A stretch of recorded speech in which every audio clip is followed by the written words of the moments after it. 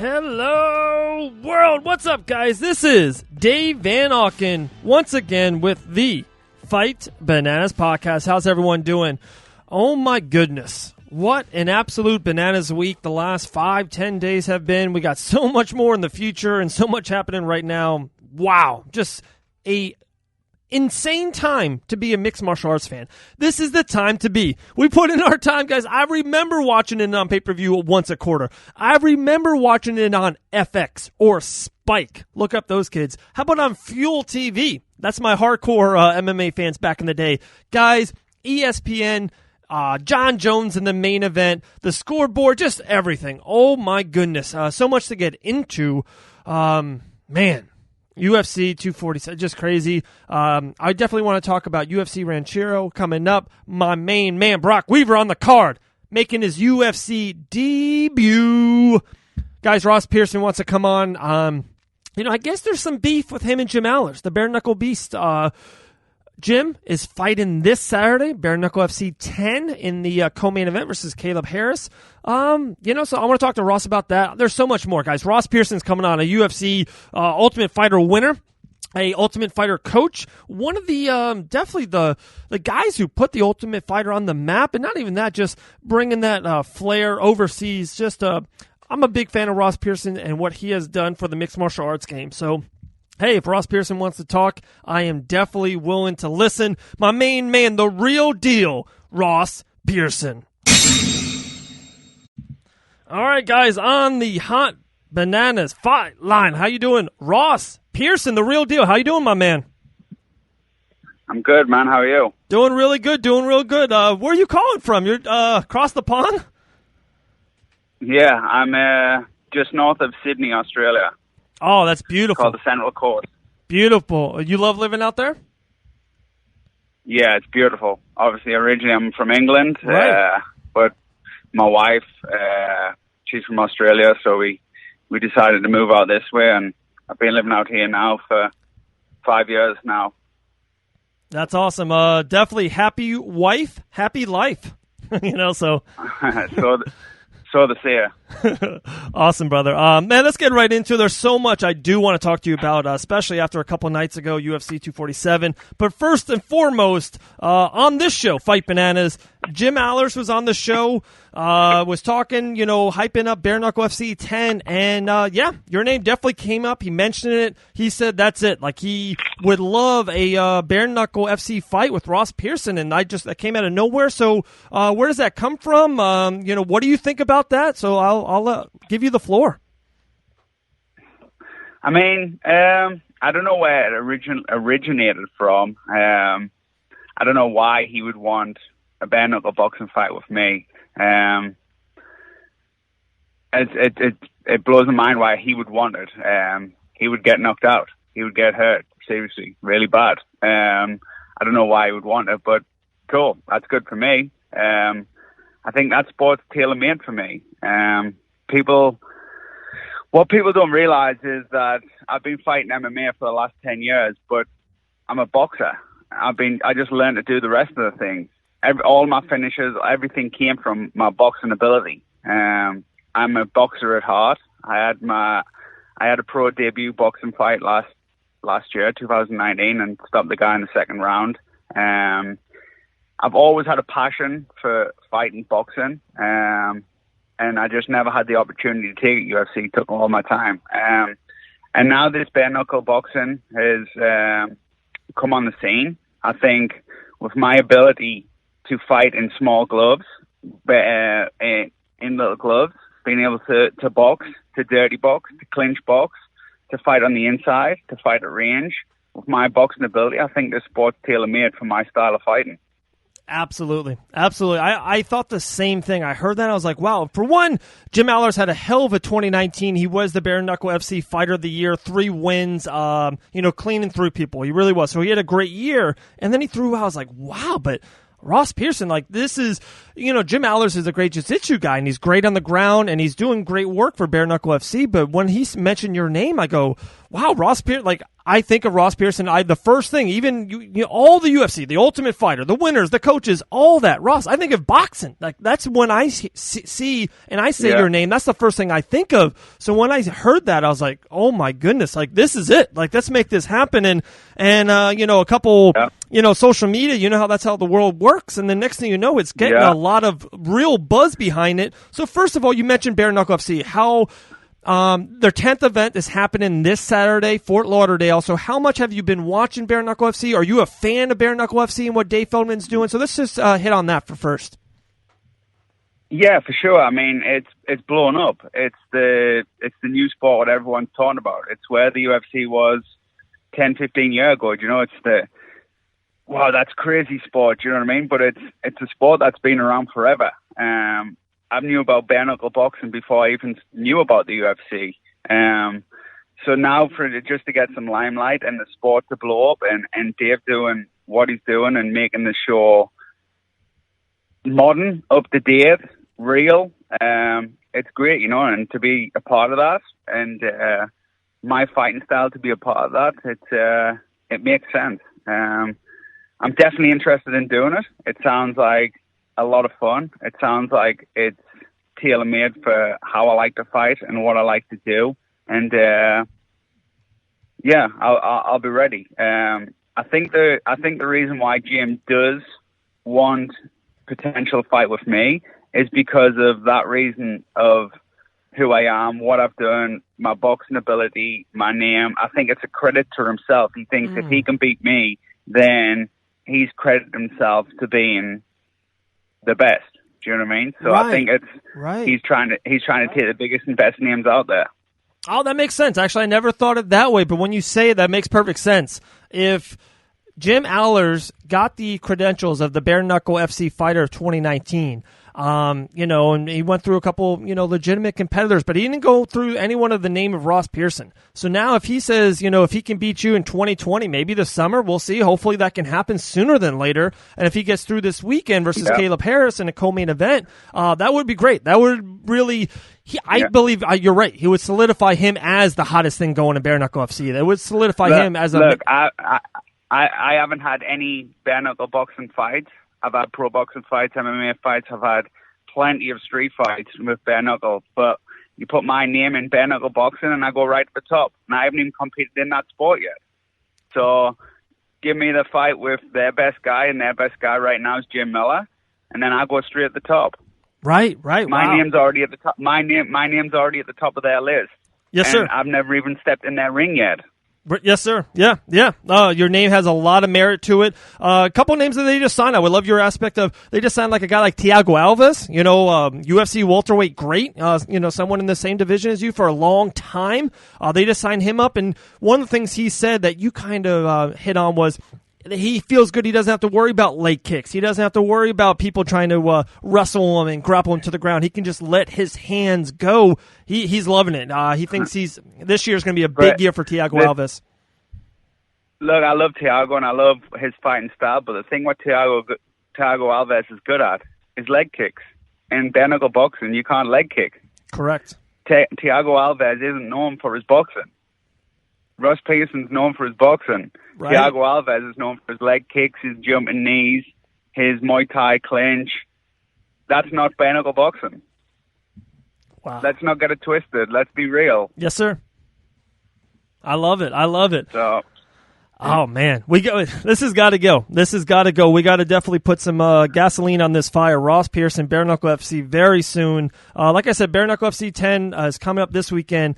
Ross, just an event that just happened a couple days ago with UFC 247, and same kind of thing. I knew we were talking, so I'm thinking of topics. I remember probably around 4 or 5 years ago, I think you lost a split decision that even after that fight, Dana White, the president himself, was like, no way, Ross Pearson won that fight. I'm going to tell my guys who's making the fights that in my head, Ross Pearson won that fight. You know what I mean? Do you remember that? Yeah. Yeah, for sure. It's probably the worst thing that ever happened in my career. Well, I'm sorry to bring it up for one. I do apologize. What I'm getting at is John Jones and Dominick Reyes. It's been just literally the on-fire MMA media about, who won the fight and why. And, we're trying to think of ways of, with different judges. And one thing we've been saying on the Fight Bananas podcast for over a year, over 150 episodes, Ross, was just literally an open score, an open judging, a scoreboard to let the opponents know maybe if Dominick Reyes knows where he's at in round 5 going into it, maybe he'll, switch something up. Are you a fan? What can they do to switch this, negative ball rolling the wrong way? I do like the idea of the open scorecard on the screen so the fighters can look up and see where they are. Yes, sir. But also, it also does have that a fighter can switch off. If you score on the fights yourself in your head when you're fighting, some fighters tend to coast if they think they're a lot ahead. So maybe it does have positive and negative effects, an open scorecard. I think there has to be a more detailed scoring regimen. Like, I don't think wrestling should be as scored as highly as it is in MMA. I think the idea of MMA is to beat your opponent, finish your opponent, look for the finish to stop your opponent. I don't think control in wrestling, shouldn't be scored as highly as a punch knockdown or a kick knockdown or, do you know what I mean? Like, I don't think a takedown should be scored as highly as something what's hurting your opponent to take him down. Because you get guys like Dominick Reyes where John Jones take him down and he was right back up immediately. John Jones didn't do anything offensively to hurt him or finish the fight. So how can you score John for the takedown, but not Dominic for getting back to his feet? Right. I love that. So I just think wrestling is heavily based scoring in MMA. And I don't think striking, and I don't think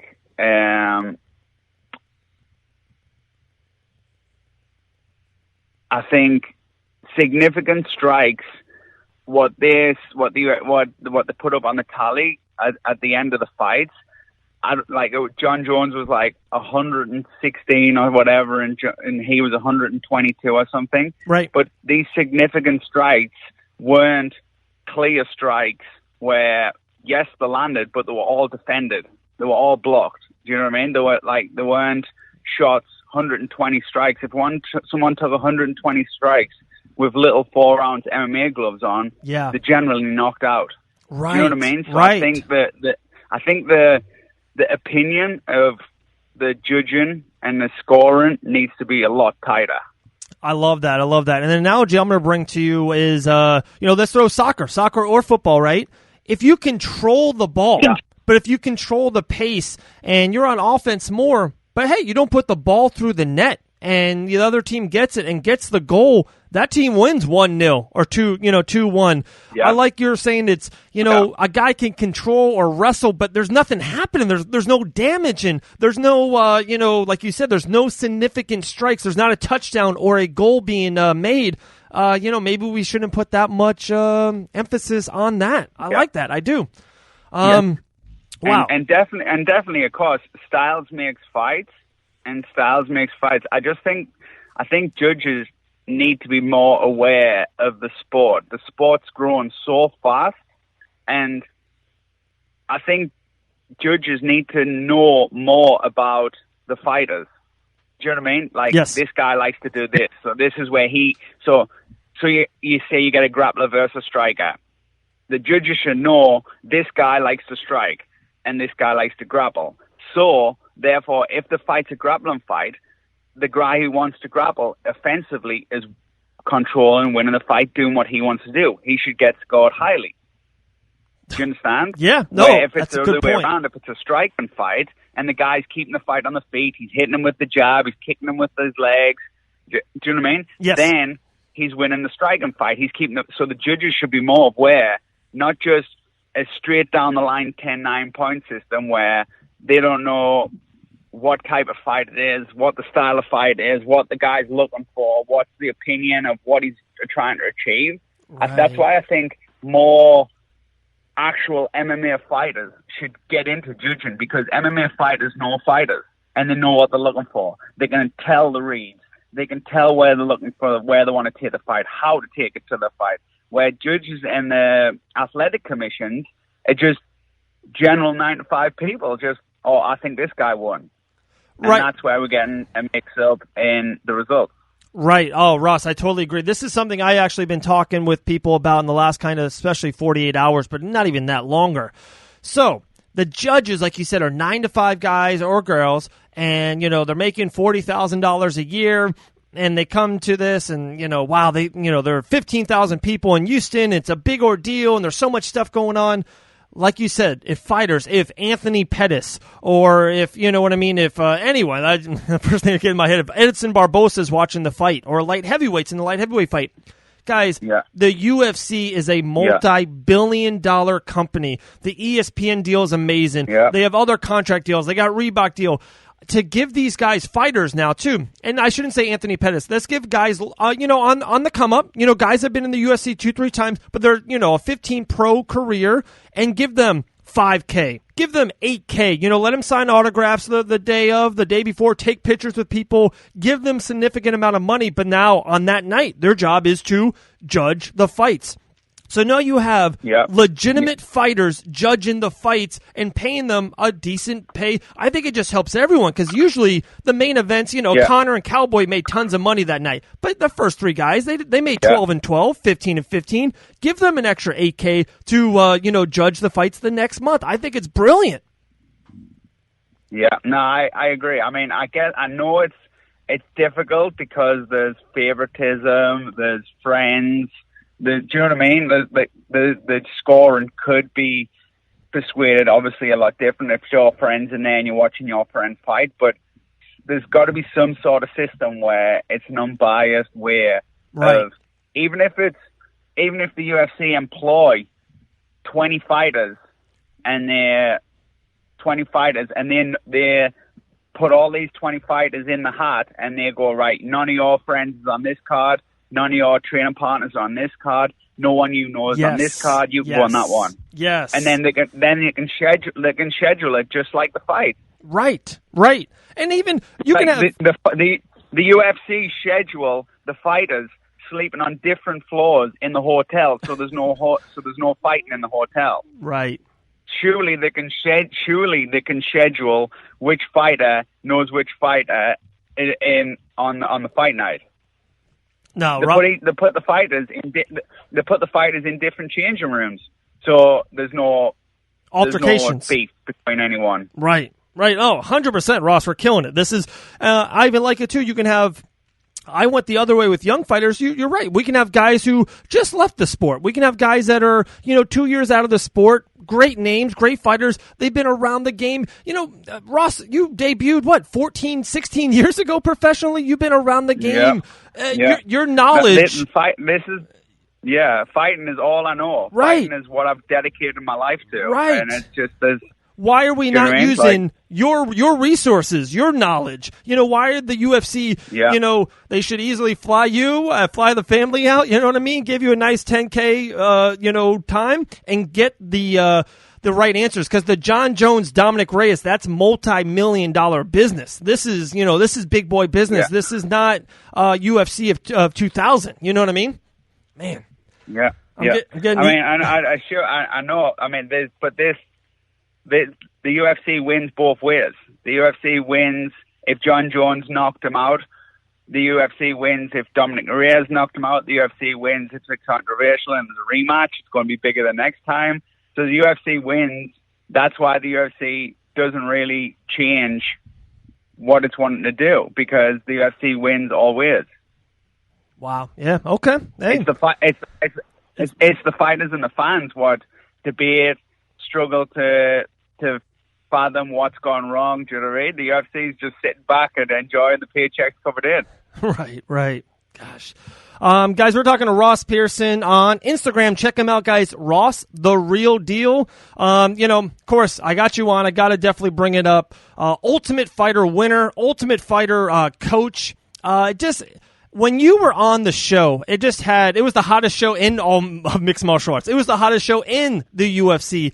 Now it's just not what it used to be.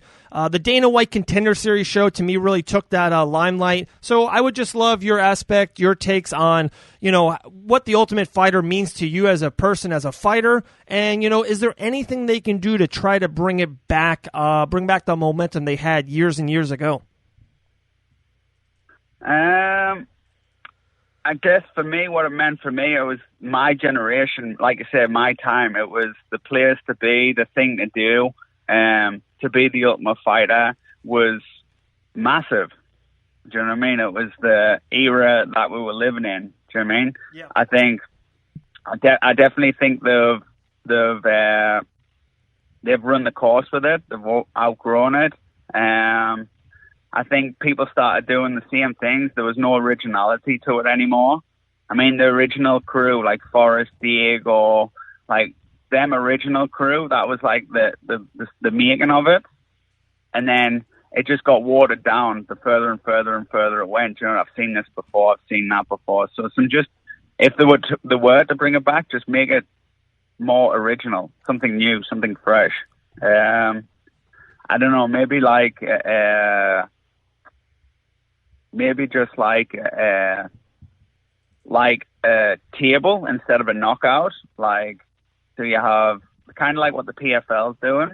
Right, so you kind of have 3 fights and you score, and so it's not just like it's over. The fighting's over maybe like 20 weeks or something, but you have 3-4 fights, and you get, obviously, if you win the first round, you get 3 points. You win in the second round, you get 2 points. You win the third round by decision, you get 1 point. Do you know what I mean? So it's like it goes on a table system, and then you get to the quarterfinals, the semifinals, the finals, and then you're the Ultimate Fighter. I guess that's potentially something different that you look at. Yeah, I like that idea a lot. Ross, I also was looking up, your lineup. Your UFC lineup matches almost any fighter of all time. Guys like Paul Felder, Sam Stout, Ray Janelle, Barbosa. You fought some of the best in the world. Then I forgot this. I don't know how, but UFC 201, Jorge Masvidal. Did you have any idea, 2016 now, this almost, 4 years ago, that right now Jorge Masvidal is the biggest, hottest name in all of the UFC. Did you have any idea? Did you feel that 3 years ago when you fought him at UFC 201? Yeah, I mean, I knew he was always dangerous. I knew he was a guy that comes out and fights. I knew he had that potential to cause problems to anyone. He was a gamer. He's been around the sport a long time.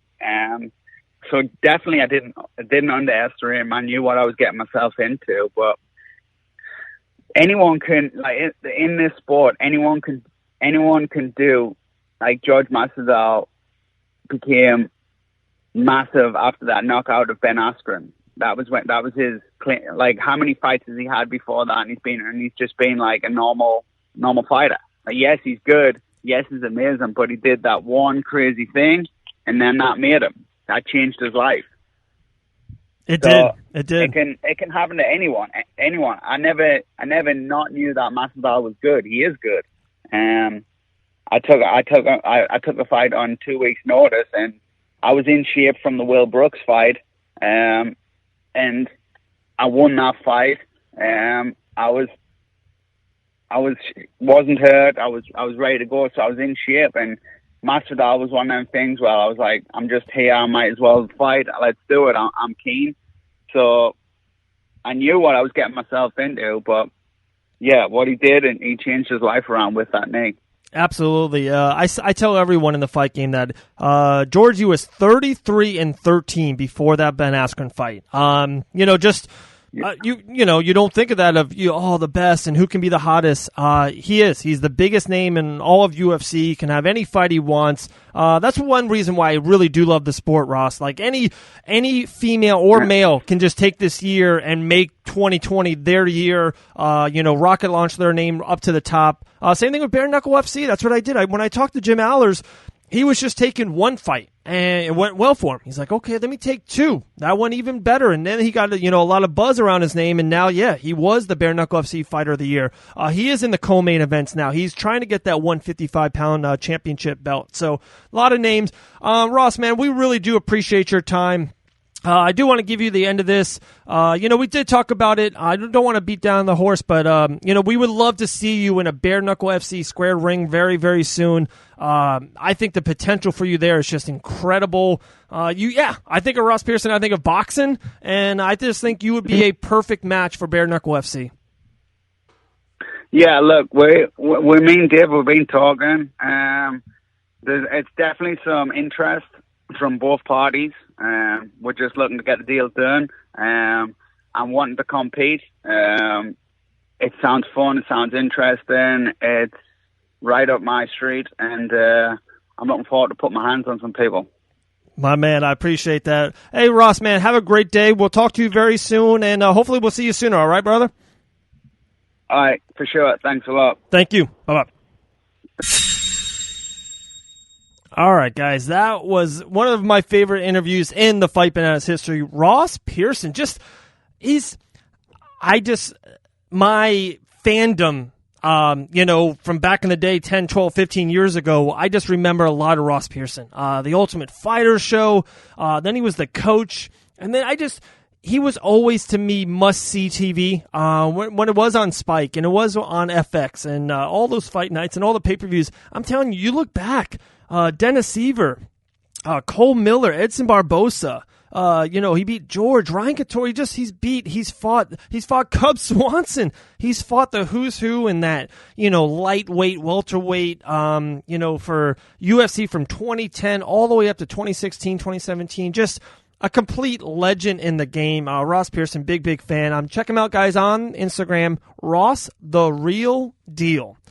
Guys, it's this weekend, Bare Knuckle FC 10. I'm going to close it with all this scoring, okay? First and foremost,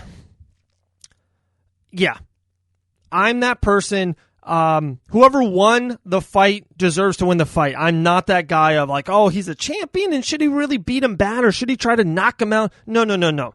Each fight is its own little war. Each fight is its own little story of the book. I don't want to know about the chapters 1 through 7 and 11 through 22. Chapter 8 is all that matters, and if Dominick Reyes, if you think he deserved that fight, he won, he did.